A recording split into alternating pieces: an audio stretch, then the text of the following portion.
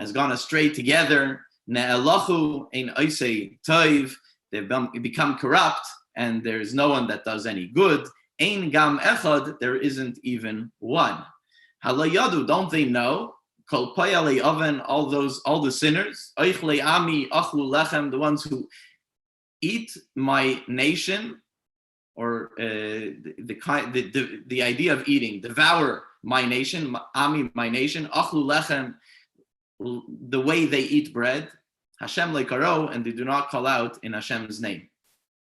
All this has a lot of interpretation that we need to discuss, and we'll get into on our second run.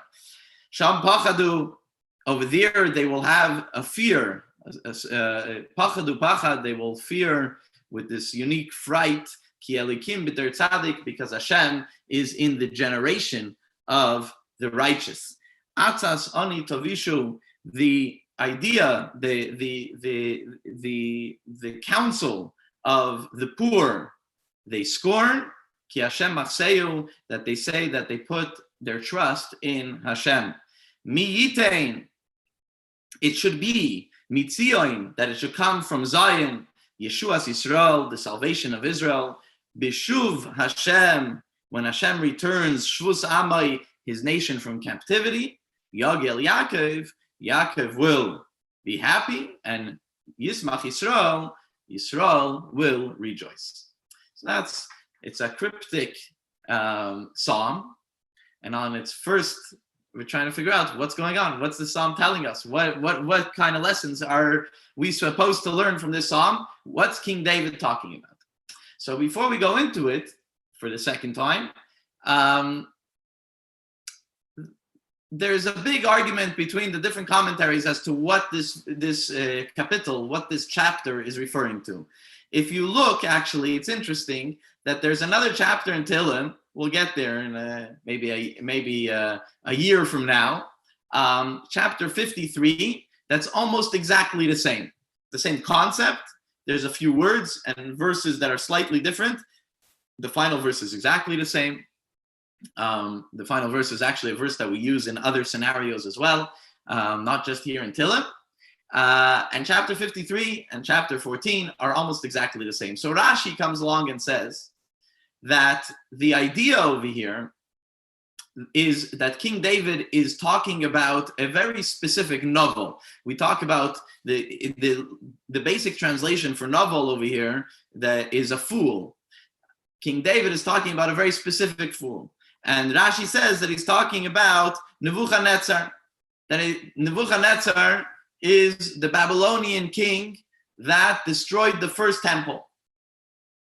And Rashi continues and says that chapter 53 is a very similar chapter, also talking about Amar Novel, this fool talking in his heart, saying, Ein Elikim, there is no God. What's that talking about? It's talking about Titus, the famous Roman general that destroyed the second temple. What's the obvious question? The obvious question is, King David wrote these psalms even before the first temple was built. King David yearned to build a temple, and God told him he can't. He prepared everything for his son, Shlomo Melech, for his son, King Solomon, to be able to build the temple. But King David didn't build the temple. He wasn't able to build the temple. So what's the story over here? How's King David talking about the destruction of the temple? Rashi says, and other commentaries as well, that it was a prophetic psalm that King David talked about sometime in the future when the temple will be destroyed, and that's the way Rashi explains it. And it's not the only psalm that the commentaries talk about the fact that King David talked prophetically about sometime in the future. So that's the first thing. But other commentaries say that it's talking about, in general, talking about those people, the fools that think that there is no God running the world. And we're going to use both paths as we go through the psalm and try to understand it according to either one of them, because both of them have something to stand on, and they could both be true, so to speak. And they both have lessons for us. So let's go into it again. So Lam Natseach, for the conductor, LeDavid, by David. So the conductor, this is a psalm, this is a song, this is what King David sang. And what does he say? He says, Amar Novel. So Novel, the translation that most English translators would use is a fool, but really it's harsher than that. Novel in Hebrew, in Lashon HaKodesh, is a harsher statement than just a fool, someone that does bad things, someone that doesn't care. As you can see, it's someone that says, Ein Elikim, someone that says that there's no divine intervention. Everything happens by itself. It's happenstance. The fact that something happened, it just happens. There's no rhyme or reason. Obviously, we know that everything happens by divine providence.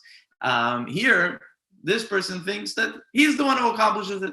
And that's the novel over here, that he says, this fool says, Ein Elikim, there is no God.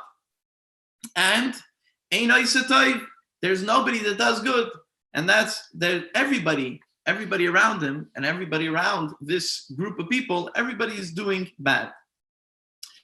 So the basic commentary over here is that either Novel is talking about the destroyer of the first temple, and he says that, look, I'm able to destroy the temple, there is no God, or the run-of-the-mill fool that says there is no God, and therefore everything happens on its own, and it doesn't happen by divine providence.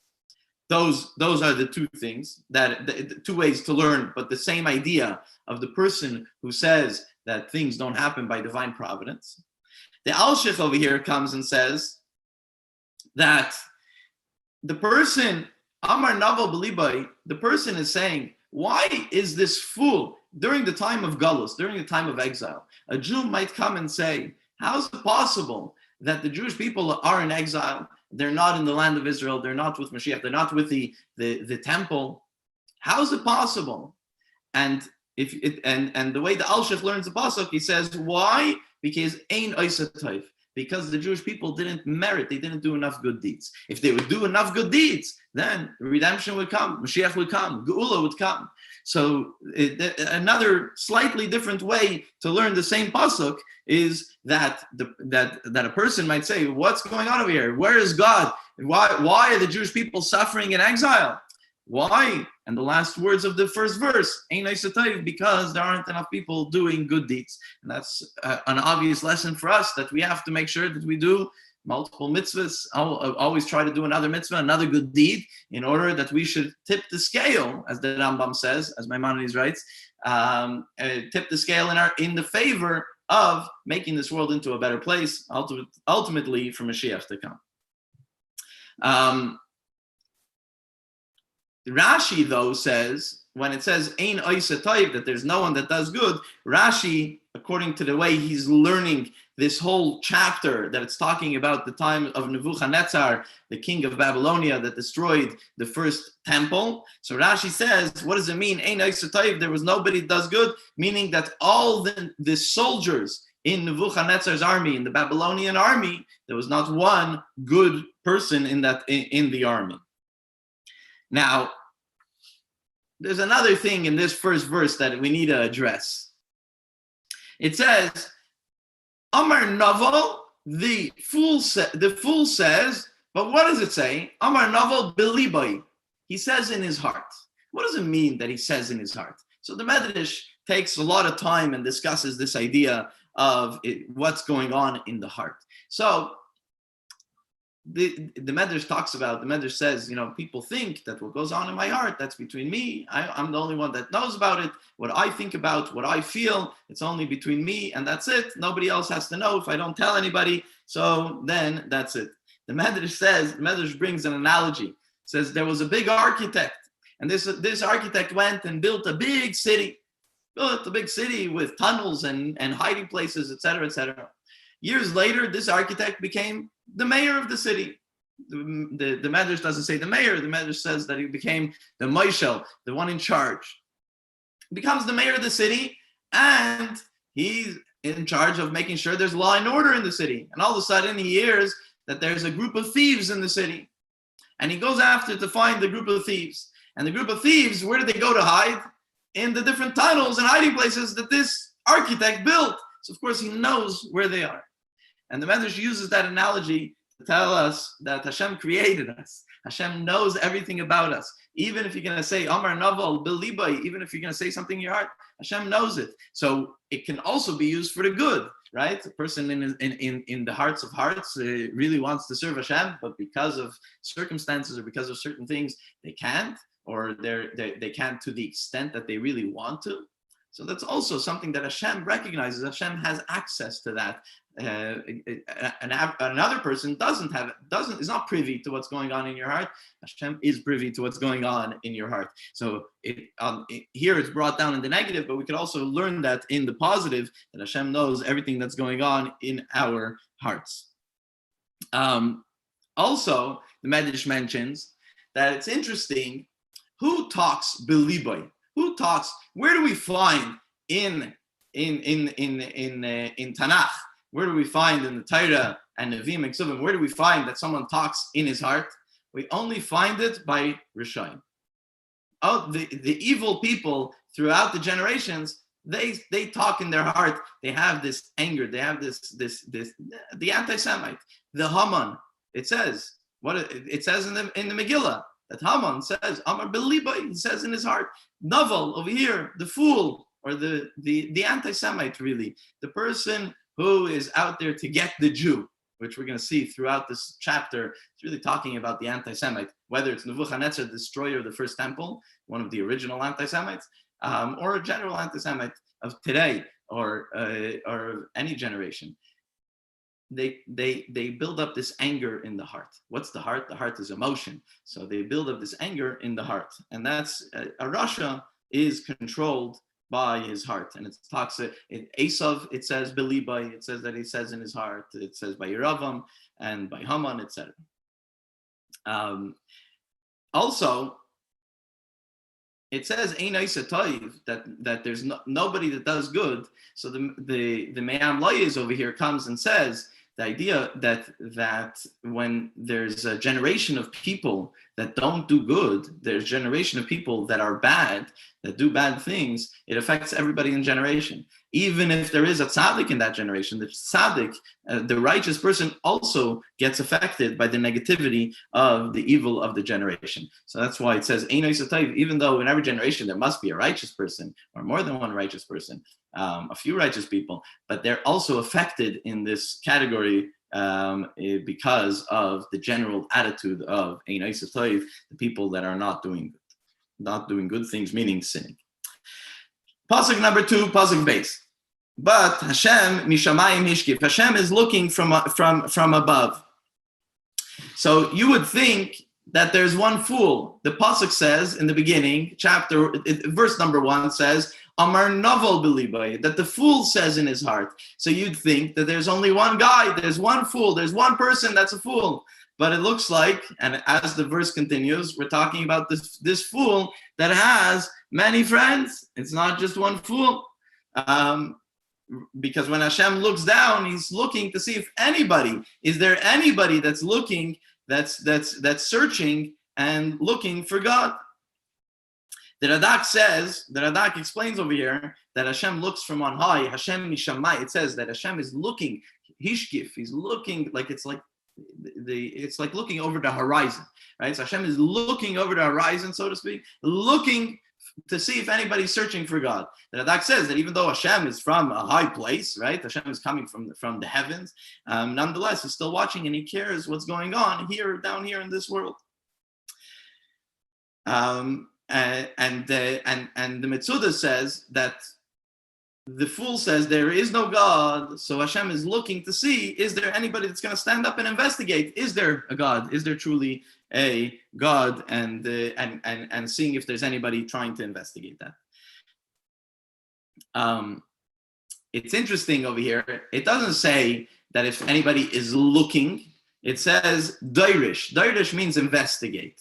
What does it mean to investigate? Investigate means that you put an effort in it. You study, you look, you put in a lot of effort, because to understand the ways of God, to understand Torah, you have to put in effort. You can't just sit back and say, "Oh yeah, I'll listen to a sermon and that's it, and that's my Torah study." Torah study demands a lot of effort, and that's what Hashem is looking to see. Anybody putting in the effort to find God in order to serve God or to learn His Torah, etc., etc. And that's why the verse uses the word "dairish," which means to investigate, searching but investigate. Pasuk number 3. Pasuk number 3 says that Hakol Sar Yachdav, everybody went astray together. Meaning that, again, from the first verse, he's saying that there was a fool, and that's, as Rashi says, it's referring to Nebuchadnezzar, or sometimes we could say it's referring to the one anti-Semite, but everybody's following with him.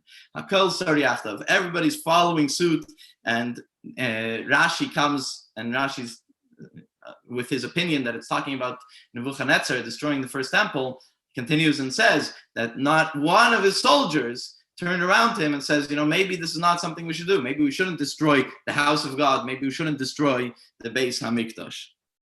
The Radak says that the Sar, instead of it being the word Sar, it's the word Sog, and he translates this verse Hakol Sog Yachdav, that everybody went back together. It's very interesting. Jewish people, we always move forward. We're always looking to move forward, even in hard times, especially in good times. We take a step forward. We take a leap forward. We take the world forward. The anti-Semite is always taking a step back. And that's what the Radak over here says. They're taking a step back. They're going backwards in history instead of going forward.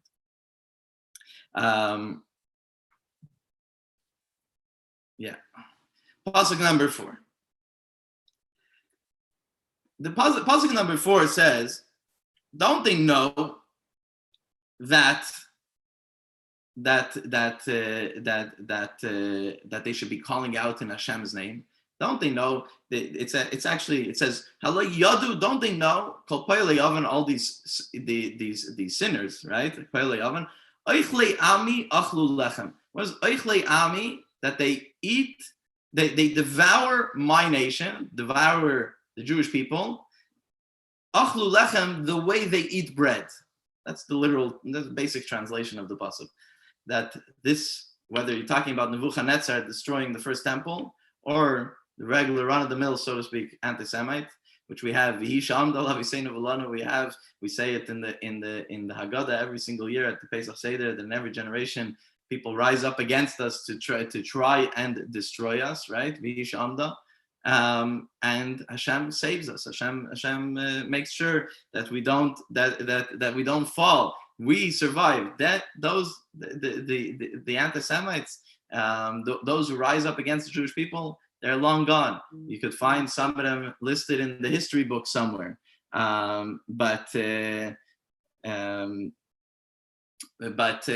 that's where you could find listed about those who rise up against the Jewish people. But the Jewish people are still around because Hashem saves us from their hands. And that's and in pasuk number 4, Rashi says that it's talking about Nebuchadnezzar, and he had a grandson. His grandson was Belshazzar. Belshazzar and Nebuchadnezzar would after destroying the Holy Temple, they took vessels from the Holy Temple and they made parties with those vessels. And this is a whole story which we're not going to go into right now.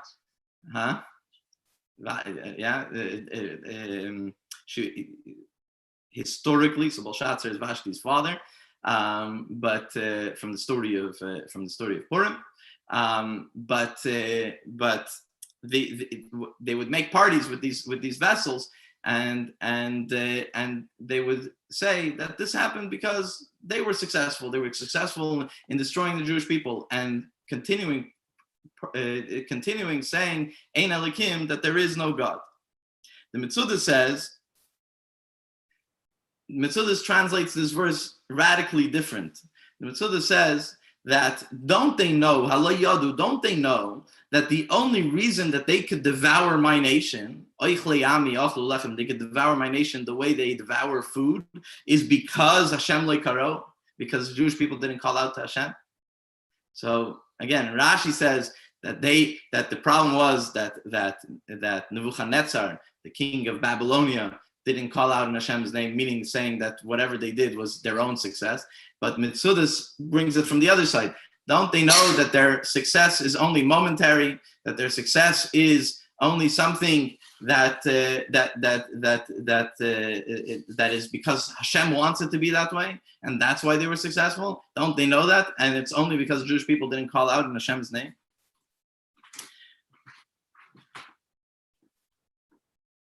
And based on continuing on the line of the anti-Semite, the Me'am Leis comes here and says that a person could have a taste for something, enjoy a certain taste. Let's say, I don't know, enjoy the taste of coffee or chocolate or something like that, or a Danish. But then at some point you get sick of it. I'm done. I don't like that taste anymore. A person can have that experience, but it doesn't happen unless someone's allergic. It doesn't happen for bread, because bread is not about the taste. Right? Bread you have to eat. Bread you eat because you're hungry. You don't. I mean, some people don't like it, but it's not like something that sometimes it's a fad that I like bread and sometimes I don't like bread. Yeah, if people eat bread, you need to eat bread. So the Imam Leah says that just like a person doesn't get sick of eating bread, so to speak, the anti-Semite doesn't get sick of hurting the Jew. And that's what he's referring to over here. That they devour my nation the way they devour bread, meaning that they never get sick of hurting or putting down or doing something towards rising up, rising up against the Jew. And that's the pasuk number 4. Pasuk number 5, Sham Pachadu, that there was a time that they were scared. Rashi says this is the time of Belshazzar, the story that I just mentioned before, of when they took out the vessels from the Holy Temple, and there was a big scare that happened to them at the time. This is the grandson of Nebuchadnezzar. So that's what Rashi says it's referring to. Mitzuda says, if you look, it says that over there they had a fear. Why? Because God is in the generation of the righteous. So Mitzuda says that in the generation of Nebuchadnezzar, since the Jewish people weren't so righteous, and therefore there was a destruction of the temple, so then there wasn't a fear. Then Nebuchadnezzar came and did whatever he did. But at a time when the Jewish people are righteous, and it will happen, it will come back, that's when they're going to have the scare. That's when Hashem is going to take the Jewish people back, as we're going to see soon in the final verse of this chapter. And Radak says very similarly that they might gloat now, but ultimately they will see that Hashem will put in the fear into them, and Hashem will be with the Jewish people. The Me'am Leis comes and also on the same path as the Me'am Leis was talking about that anti-Semite, that novel, that fool, saying that person, you should know that David HaMelech is talking to him and saying, there's been a novel before, there was an anti-Semite before you, there's going to be anti-Semites after you, and look what happened to the anti-Semites before you. Look, those who rose up against us before, are the only place you'd find them is in Wikipedia. You won't find them anywhere else. You won't find their descendants anywhere else. And that's what's going to happen to you, this novel, this fool that's starting up with the Jewish people. And there's going to be after you when Hashem will rise up and Hashem will take care of the Jewish people. So that's also that Sham Pachdu Pachad, ultimately, Elikim B'der Tzadik, Hashem will be with the righteous.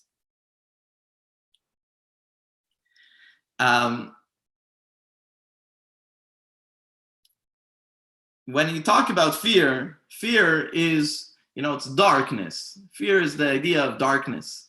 The Jewish people, this is a commentary from the Sfarnu, the Jewish people, whenever they were in Galus and they were fearful of what will be, they were fearful of the darkness that will be, they always knew that there's going to be light. They always knew that Hashem will come and save them. They always knew Elikim B'der Tzadik, that Hashem is with the generation of the righteous. Hashem is with the Jewish people. It's actually apropos even today. We go through a time of darkness, going through a pandemic, and it's not as fun and exciting as it was. Baruch Hashem, everybody here is okay, and hopefully we'll all be okay, and our families will be okay, and we'll get out of this okay, and it's going to be fine. It's not crazy. It's not so crazy out there. It's just that we're inconvenienced, terribly inconvenienced in certain ways with this coronavirus. But we should recognize that's the darkness that we're in today. We should recognize that ultimately Hashem will take us out of this, and everything will be okay.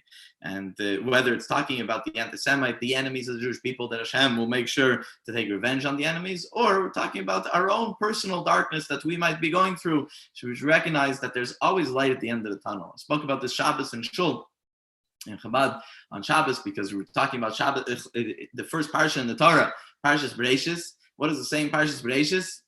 One of the biggest statements in Parshas Bereishis, we say a few times, Vayi Erev, Vayi Vaiker, that it was evening and it was morning, Yom Echad, the first day, and then the same thing was evening and then morning, the second day, and in between it talks about what God created on every single day of creation, right? The 6 days of creation, ultimately with Hashem resting on the seventh, and that's why we rest on Shabbos. But we learn halachically that the Jewish date starts Erev, because that's what it says in the Torah, that there's first evening and then there's morning. There's a famous question, many commentaries ask this question, why does the Jewish day start in the evening? How do we know? We all know the Jewish day starts in the evening because Shabbos starts when it gets dark outside. When it becomes Erev, Shabbos starts. When it comes Erev, that's when Yom Tov starts, right? So we have Erev and then Boker. The Jewish day starts in the evening and goes into the day. Why don't we, that's when it comes to halachic things, when it comes to Shabbos, when it comes to Yom Tov, when it comes to the date on the calendar, we go according to that. Well, why do we do that? Why did Hashem want us to do that? Why don't we we don't do that in our day-to-day life. Right now, even though it's dark outside, we don't say, oh, it's a new day, I got new energy. Shabbos, we say that when Shabbos comes in, because we have a Neshama Yisera, you get the soul of Shabbos, so you have this extra energy when Shabbos comes in. But that's unique to Shabbos. But I don't say now, oh, welcome to new day. We don't do that, right? The Gregorian system of the new date starting at midnight kind of makes more sense. What's the evening? The evening I finish my day. I go to sleep. Part of my sleep is for closing up the previous day. Part of my sleep is getting me ready for the next day. At midnight, it cuts in half. It cuts my sleep in half. Part of it for the previous day, part of it for the next day. And then in the morning, I start my new day. That's the way we all talk. That's the way we all act. So why does the Jewish day start in the evening? And so what I spoke on Shabbos and Shul was the fact that the Jewish way is that nothing starts off easy. Everything starts off Erev. Everything starts off dark. Everything starts off with hardships. The kolas chales kashas. Everything in the beginning is hard. But we should know and we should be very mindful that there's always boker. There's never vayi erev and that's it. There's always vayi erev, vayi boker. There's always an evening. It starts with the evening. It starts when it's dark outside. But there's always a boker. There's always light that comes afterwards. And it's a very important thing to recognize, that whether it's the time period that we're going through now, it's a little dark, but we should know that there is light at the end of the tunnel. We know, not that we believe. No, we know. Just like we know that tomorrow morning the sun is going to rise. The same knowing that the sun is going to rise tomorrow. We know that the darkness or the hard times that I might be going through, there will be light. There is light that's coming right afterwards. And that's the guarantee. Ki elikim, that's the end of Pasuk K, verse number 5. Ki elikim b'der tzaddik. Hashem is in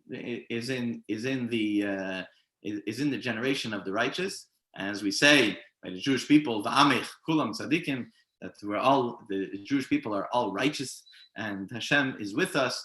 And even if we're going through a period of Erev, a period of evening, a period of darkness, a period of hardship, we do know that there is the light that comes on right after that. Pasuk number 6. this anti-Semite or this Nebuchadnezzar, this Russia, this novel, what does he say? So he tells Atas ani tavishu.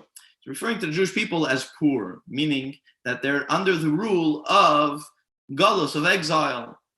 And what happens? They bug, they scorn the Jewish people. That what? Ki Hashem machseyu, that they put their trust and their faith in Hashem. That's what the Rosh is doing, right? Rashi says that you're telling the Jewish people that it's not worth your time putting your trust in Hashem. That you're saying that Hashem will save you. That's what you're doing. That you're saying that Hashem is going to save you. That's what the Rosh tells the Jewish people. And Metzudas adds that not only that part of that whole thing is that they deny Hashem, as we said in the first verse, Ein Elikim, that they say there is no God, the denial that there is a God, and they're trying, and they come to the Jew and say, well, you're putting your faith in Hashem. There's a commentary here that says that this novel, the poor person that's asking for charity, asking for tzedakah, and he says, well, if you believe in God, God will give you, so he doesn't have to give you tzedakah. It's also another version of this pasuk. But the idea that they scorn the Jewish people, saying, why do you put your trust in Hashem? Why would you do that? So what does he finish off? How does David HaMelech finish off this chapter? He finishes off on a high note. Miyitain, it's gonna be when Hashem will give, Mitzion will come from Tzion, from Zion, Yeshua's Yisrael, the salvation of the Jewish people. That's when the salvation will come and Hashem will return. What does it mean that Hashem will return? Hashem is here with us right now, but we don't necessarily see it. It's a dark time. When Hashem will come and we'll see Hashem openly, that's the return of Hashem. Not that just that he's here, but we'll be able to see it. And they'll take his nation out of captivity, out of exile. That's when Yagel Yaakov, that's when the Jewish people will rejoice. So that's the idea, that the day of salvation will come. And what's going to happen? All the nations of the world that until now told them, why are you putting your trust and your faith in Hashem? That's when they're going to see. That's when you can see that was the right idea, the right approach to put our faith and our trust in Hashem. Maybe today that we should be able to see that. The Sforno says that David is praying for the salvation of the Jewish people. That there's two ways that there can be a redemption. It says, our sages say that the Geula, the redemption, Mashiach will come in two possibilities, either Der Shekulei Zakai or Der Shekulei Chayev. Der Shekulei Zakai means that everybody is meritorious. The people of the world, the people of the Jewish people, the people of that generation are meritorious, meaning they're good people, they're doing mitzvahs, they're doing good deeds, and they merit for Mashiach to come.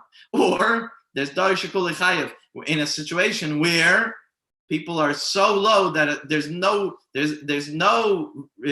redeeming aspect of the people, and if Hashem doesn't save the world at that point, it's all gonna go. It's gonna disappear. So there's either way, Mashiach's gonna come on either side. In today's world, you could look at it from both sides. Either the world's gone totally mad, but on the other hand, how much goodness is going on in this world? How many people now with lockdown and things like that, how much goodness was going on between neighbors and friends and organizations, et cetera, et cetera. So, right? So you can look at it but through both lenses. I try to choose to look at it in a positive lens, that even though we're going through a hard time, this is a beautiful time where some beautiful things have come out by people. But on the other hand, yes, the world on a global level is also in need of Mashiach. Let's put it that way. So the Sforno says that David HaMelech is praying that the Jewish people should be meritorious of Mashiach.